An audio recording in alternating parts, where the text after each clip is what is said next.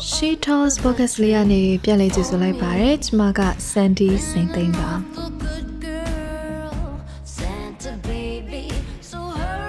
အားလုံးပဲမင်္ဂလာပါဒီတစ်ခေါက်ရဲ့ episode ကတော့ Christmas ကာလအကြောင်းပြောချင်ပါတယ်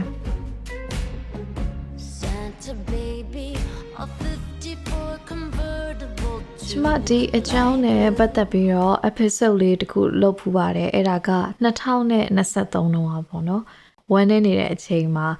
လုပ်ခဲ့တဲ့ episode လေးတစ်ခုပါနောက်ထောင်တဲ့သူတွေလည်းတချို့စိတ်မကောင်းဖြစ်ကြရပေါ့နော် Santa baby so hurry down the chimney tonight အရင်ဆုံးကျွန်မပြောချင်တာကတော့ဒီ Christmas လို့ပြောလို့ရှိရင်ဒီဟာကိုကျွန်မက religiously taken မလုပ်ဘူးပေါ့နော်ဒါပေမဲ့ငယ်ငယ်တွေကဒီလိုအချိန်ဆိုလို့ရှိရင်အရန်ပျော်တဲ့အဖွဲ့တွေမှာပါတယ်ကလေးတော့ကျတော့ကလေးအလျောက်ပျော်တဲ့ပုံစံပေါ့နော်ဒါပေမဲ့ကြီးလာတဲ့အခါကျတော့ဒီအချိန်ကနှစ်တစ်နှစ်ရဲ့နောက်ဆုံးကုံဆုံးလာတဲ့အချိန်ဖြစ်တယ်နောက်တစ်နှစ်မစခင်မှာအားလုံးပေါ့နော် slow down ဖြစ်လာတဲ့အချိန်တစ်ခုကိုရောက်လာတယ်လို့ကျွန်မခန်းစားရတယ်တစ်နှစ်လုံးမှာအလုပ်တွေလုပ်လာတယ်တစ်နှစ်လုံးမှာ run ရတာတွေရှိလာတဲ့အချိန်မှာဒီကာလပေါ့ November December လောက်ရောက်လာတယ်ဆိုလို့ရှိရင်အလိုလိုနေရတဲ့အရာအလုံးဟာ slow down ဖြစ်လာတယ်လို့ခံစားရတဲ့အချိန်တစ်ခုလို့ကျွန်မကတော့ပြောချင်ပါတယ်ပြီးရင်ပို့ပြီးတော့မီးရောင်လေးတွေလင်းလာတဲ့ကာလပေါ့နော်အခုကျွန်မအနောက်နိုင်ငံကိုရောက်နေမှဒီ Christmas ဆိုတာကိုခံစားရမှာမဟုတ်ဘဲနဲ့ကျွန်မငယ်ငယ်တည်းကကျွန်မအရန်သဘောကျတဲ့အချိန်သမယတစ်ခုလို့ပြောလို့ရတယ်Tu corazón alcanzaré y una sonrisa ငယ်တော့ experience အရာဆိုလို့ရှိရင်ကျမတို့ကဒီပေါ့နော်တောင်ကြီးမှာလို့ဝန်တန်းအရာဝင်းထဲမှာနေရအောင်အဲ့ဒီမှာတော့ကျမတို့ကျမတငယ်ချင်းမကစားဖို့ကစားပတ်တငယ်ချင်းတယောက်ကသူတို့ကကျတော့ကရားလူမျိုးမိသားစုပေါ့နော်ကရားလူမျိုးသူတို့က Christian မိသားစုအဲ့လိုအချိန်ဆိုလို့ရှိရင်ကျမတို့ဝင်းထဲမှာပျော်ပွဲရှင်ပွဲတွေရှိရပေါ့နော်အဲ့တော့ကျမဘာလုပ်ရလဲဆိုရင်သူတို့ကအဲ့လို carol singing သွားကြတာရှိရအဲ့ခါကျရင်ကျမလိုက်သွားရပေါ့နော်အဲ့တော့ကျမဟိုတတန်းနှစ်တန်းလောက်တော့ရှိပြီစာဖတ်တတ်တဲ့အရွယ်ဘာလို့လဲကျမမှတ်မိသလောက်တော့သူကတချင်းစာရွက်ကလေးပေးတယ်တချင်းလည်းတိုက်ရသေးတယ်အဲ့လိုမျိုးတောင်ကြီးမှာလို့အနွေးတွေအထက်ထက်ဝတ်ပြီးတော့အဲ့အဖွဲကတအိမ်နဲ့တအိမ်ကိုသွားပြီးတော့တချင်းတွေစိုးကြရပေါ့နော်အဲ့လိုတချင်းတွေဆိုအဲ့ကျမအရန်ပျော်ရဲအဲ့ကျမလိုက်သွားတယ်မှတ်မိရဲ့အဲ့တော့ဟိုကလေးပေါ့နော်ငယ်လေးအမေကအဲ့လိုမျိုးခေါင်းစွပ်တွေရောပဝါတွေရော scarf တွေရောအကုန်လုံးထည့်ပေးလိုက်ပြီးတော့ဒါဆိုရင်အဲ့လိုမျိုးအိမ်တွေကနေကျမတို့အဲ့လိုလိမ်မော်သီးတို့မုတ်ဖိုးလေးတွေဗာလေးတွေပြန်ပြီးအရန်ပျော်ရရလေးယူလာအဲ့တစ်ခေါက်တုန်းကဆိုလို့ရှိရင်သူကအဲ့လိုစာရွက်ရှည်ရကိုသချင်း3-5ပုတ်ပေါ့နော်အဲ့ဒါဝက်ပတ်ဆိုရတာအဲ့စာရွက်လေးရပြီးတော့ဖျောင်းနိုင်မီးလေးကိုလက်ကနေကင်ပြီးတော့ဆိုရတာ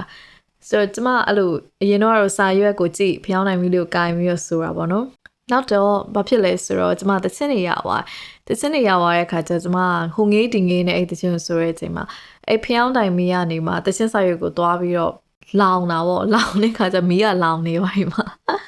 အဲ့တော့ဝိုင်းငင်းရတယ်အဲ့တော့ကျမဖတ်မိရယ်ဆိုရင်နဲ့မှုတွေတက်ပြီးတော့လိုမျိုးပေါ့နော်အဲ့ငယ်တုန်းက carol singing သွားတော့အမှတ်တရပေါ့နော် Feliz Navidad Feliz Navidad Feliz Navidad Prospero año y felicidad Feliz Navidad Feliz Navidad Feliz Navidad အဲ့တော့ကျမတို့ဒီ sentiment ကဘာလဲဆိုလို့ရှင်ဒီအချိန်ရောက်လို့ရှင်အလိုလိုနေနဲ့ soft ဖြစ်လာတယ်လို့ခံစားရတယ်ပြီးရင် reflective ဖြစ်တယ်ပေါ့နော်အရှောက်လုံးလှုပ်လာတဲ့တစ်နှစ်လုံးလှုပ်လာတဲ့အကြောင်းအရာတွေပြန်စစ်စားပြီးနောက်နှစ်ကျရင်တော့ငါဒါမျိုးမဖြစ်ချင်တော့ဘူးငါတော့ဒါဖြစ်ချင်တယ်အဲ့လိုမျိုးတွေးတဲ့ကာလလို့လည်းပြောလို့ရတယ်အဲ့နှစ်မှာ achievement ရှိခဲ့ရင်စိတ်ချမ်းသာသလိုအဲ့နှစ်ကတိတ်အလုံးမဖြစ်ခဲ့တဲ့နှစ်ဆိုလို့ရှင်လေနောက်နှစ်ကျရင်ငါဘယ်လိုတွေလုပ်မယ်ဆိုတော့နှစ်သက်ကိုမျှော်တဲ့ကာလလို့လည်းပြောလို့ရတယ်ပြီးတော့ကျမတို့ဒီသတင်းကျွတ်လိုပဲဒီအချိန်ကမိသားစုတို့ family တို့ကိုအချိန်ပေးတဲ့ကာလတစ်ခုလို့လည်းပြောလို့ရတယ်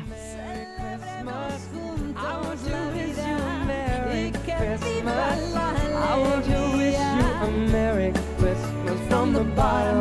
of my heart. I wanna wish you a Merry Christmas. I want to wish you a Merry Christmas. I want to wish you a Merry ဒီမှာ story တခုရှိရဲအဲ့ဒါကဘာလဲဆိုတော့2023တုန်းကဒီမှာ Vienna ရောက်ခါစားအချိန်ပေါ့နော်အတူချုံပြောမယ်ဆိုလို့ရှိရင်တော့အဲ့ဒီတော့အသက်ကွဲနေတာပေါ့နော်အသက်ကွဲပြီးတော့ရောက်လာတယ်ဘာဖြစ်လဲဆိုတော့အဲ့ဒီ Christmas Eve ကြီးမှာမှတ်မိသေးရဲ့အားလုံးကအဲ့လိုမျိုးသူတို့ family တွေသူတို့ရဲ့အတွဲတွေနဲ့ပျော်နေတဲ့အချိန်မှာကျမတို့ဒီ city area ပေါ့နော် Stephen Plus နာမှာတယောက်တည်းလမ်းရှောင်မျက်ရည်တွေကတွင်ကြနေပြီးတော့အဲ့မှာမမီတဲ့အဲ့ CC Museum ရှိမှငိုးနေရပါတော့ Last Christmas I gave you my heart but the very next day you gave it away This year to save me from tears I'll give it to someone special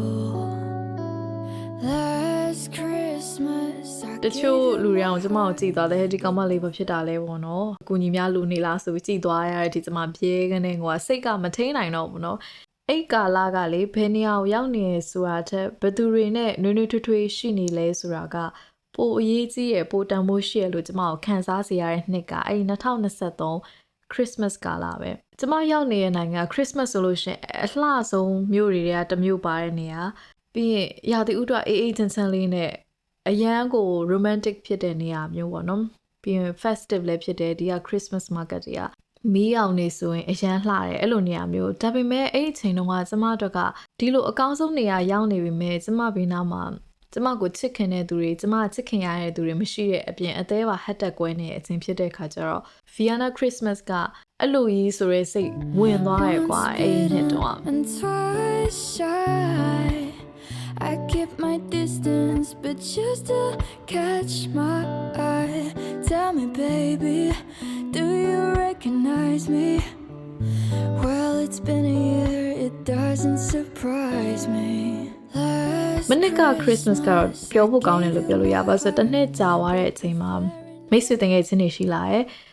လုံးဝတယောက်တည်းမဟုတ်တော့အပြင်ပွဲတော်များလို့ပဲသွားမှမသိတော့တဲ့အချိန်ဖြစ်သွားတာပေါ့နော်ဟိုကဖိတ်တရားဖိတ်ဆိုရအမဖြစ်လာတဲ့အခါကျတော့ Christmas Eve မှာလည်းကျမနဲ့ခင်တဲ့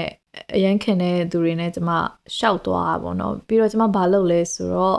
ရှေ့တစ်နှစ်ကဘဲကနေငိုခဲ့တဲ့ ACC Museum ရှေ့ကိုပြန်သွားဒီခါတော့ရည်တန်နေနဲ့ပေါ့နော်ပျော်ပျော်ရွှင်ရွှင်ပြန်လာခဲ့တယ်ဘာလို့လဲသိလားကျမရဲ့ရင်ထဲမှာ Vienna Christmas ကအရန်ဝမ်းနေစရာကောင်းနေဆိုတဲ့ဟာကိုအဲ့ narrative ကိုပြောင်းလိုက်တဲ့သဘောပဲအရှိကဝမ်းနေစရာကောင်းတဲ့ Christmas ကာလကိုဖြတ်လိုက်တယ်ပေါ့ကျမရဲ့ memory တွေကနေ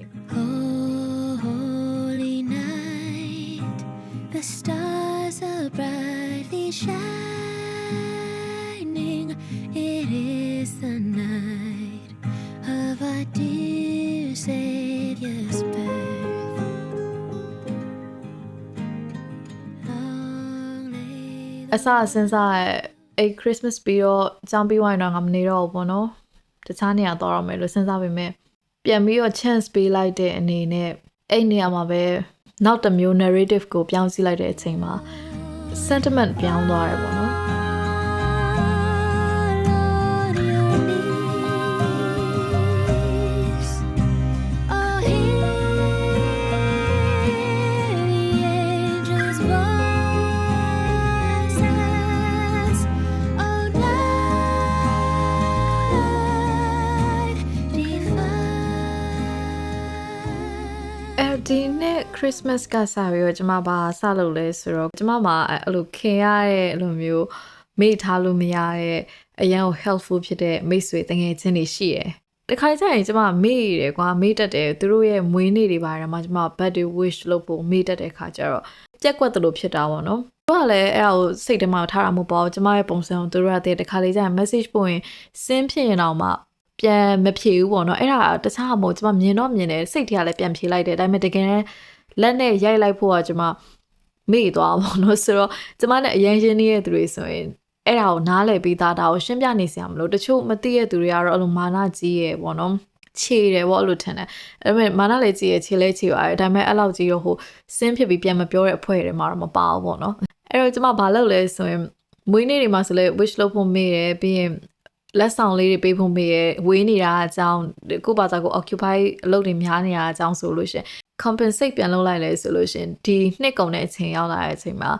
ရန်ကုန်ကသူတွေဆိုလဲကျွန်မလက်ဆောင်လှမ်းပို့ပေးတယ်ပေါ့နော်ကျွန်မစိတ်ထဲမှာသူတို့ရှိတယ်ဆိုတော့ဟာလေးကိုကျွန်မပြချင်တဲ့သဘောအနေနဲ့ဒီနှစ်ကစပြီးအဲ့အလေးထားလေးစလုပ်ပါတယ်ဒီအချိန်ကိုကျွန်မအရန်တန်ဖိုးထားရဲအခုနောက်ပိုင်းပေါ့နော်